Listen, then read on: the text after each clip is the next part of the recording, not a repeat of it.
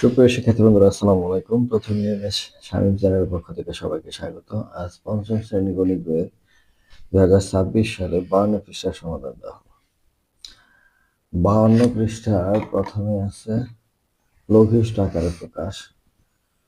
লঘিষ্ঠ আকারে প্রকাশ মানে ছোট করা, অর্থাৎ বড় আকার আছে এটা ছোট করা, অর্থাৎ লব হরকে একই সংখ্যা দিয়ে ভাগ করলে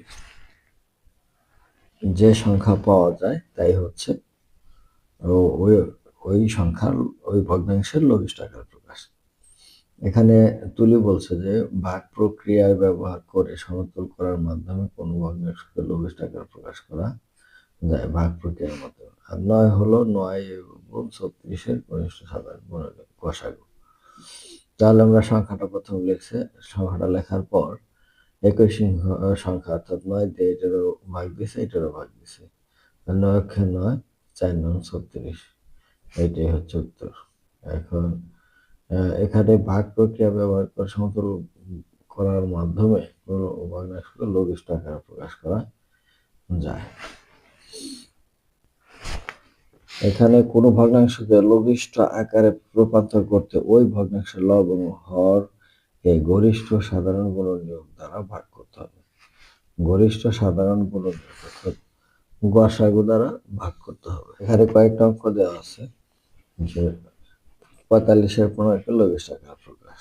এখন এটার 5 দিয়ে ভাগ দেয়। প্রথমে 3 দিয়ে দিছে, 3 দিয়ে 15 ভাগ দিলে 5, আর 3 দিয়ে 45-এর ভাগ দিলে কত? 15।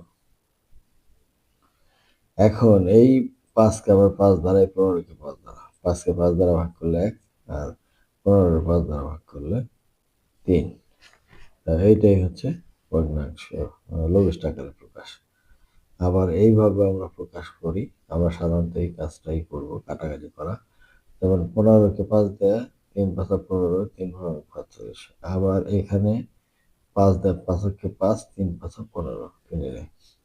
তারপরে আছে এখানে প্রথমে 3 ও পরে 5 দিয়ে ভাগ করা এবং একবারে 15 দিয়ে ভাগ করা একই কথা। 15 এবং 45-এর গসাগু 15।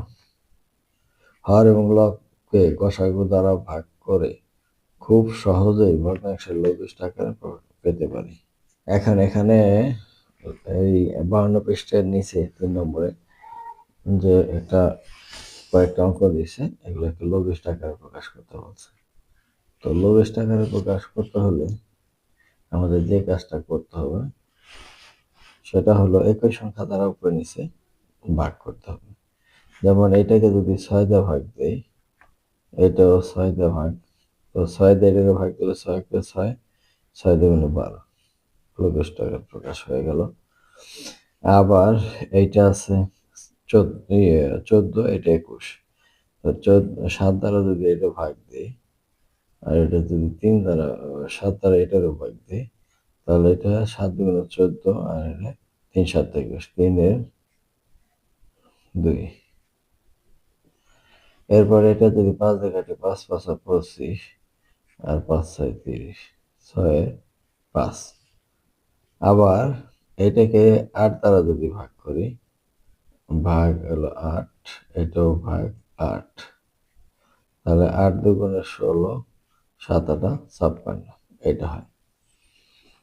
আবার এটাকে তো কাটাকাটি যায়, 5 7 দিয়ে যায়, 5 7 35, 6 7 42, 6-এর 5।